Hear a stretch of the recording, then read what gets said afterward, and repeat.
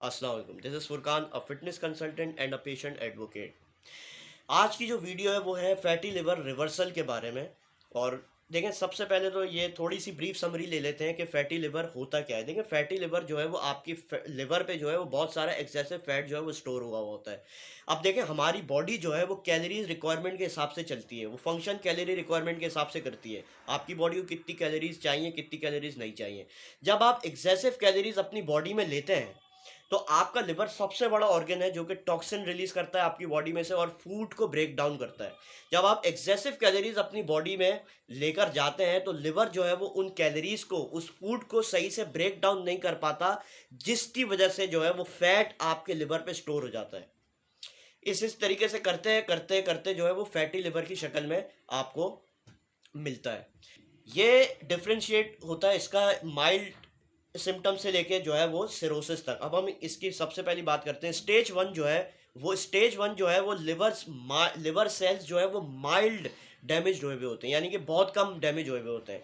दूसरा स्टेज जो है जिसमें आपकी फैट एक्यूमुलेशन जो है, फैट एक्यूमुलेशन को बोलते हैं, जो फैट जो चर्बी आपके लिवर पे जमा हुई हुई है वो 34% टू 66% आपकी लिवर पे जो है वो जमा हुई हुई है।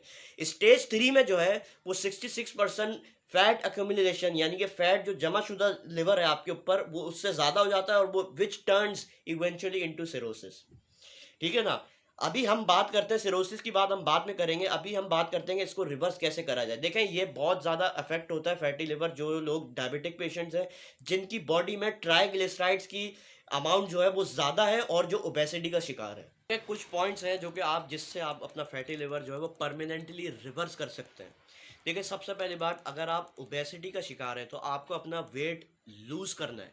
वेट लूज़ करें और जो है वो आपको सैचुरेटेड और ट्रांस फैट, ये क्या होते हैं इसके बारे में मैंने पूरी वीडियो बनाई हुई कि आप अपने HDL लेवल जब इंक्रीज़ करते हैं तो आपको जो है वो आपको सही से समझ आ जाएगा। मैं ऊपर लिंक दे दूँगा, वो आप ज़रूर देखिएगा।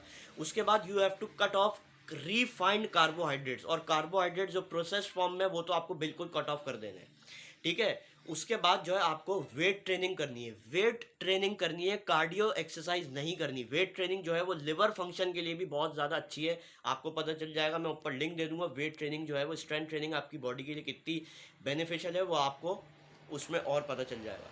दूसरी बात कि आपको फ्रूट्स एंड वेजिटेबल्स की कंजम्पशन रखनी है।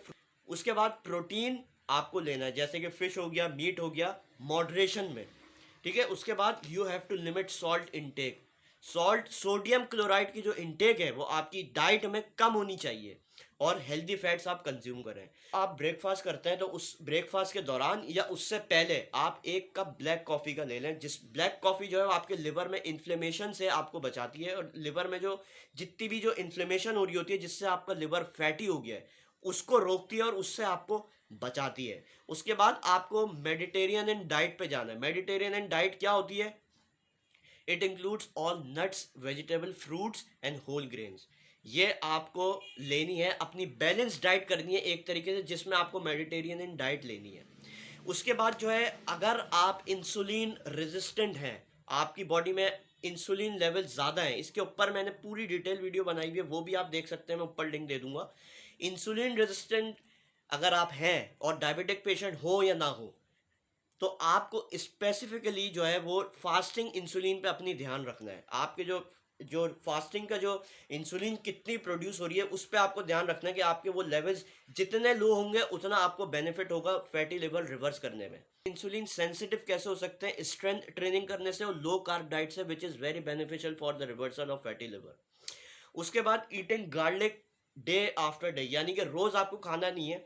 गार्लिक आप ब्लैक कॉफ़ी के साथ भी ले सकते हैं, या आप जो है वो किसी वक्त भी जो है वो इन अ डे आप एक गार्लिक ले सकते हैं, जिससे जो है वो आपकी इन्फ्लेमेशन बॉडी में कम होगी और लिवर फंक्शन के लिए बहुत ज़्यादा अच्छा है। आपकी जो गार्लिक जो है वो आपके लिवर में से टॉक्सिन रिलीज करेगी।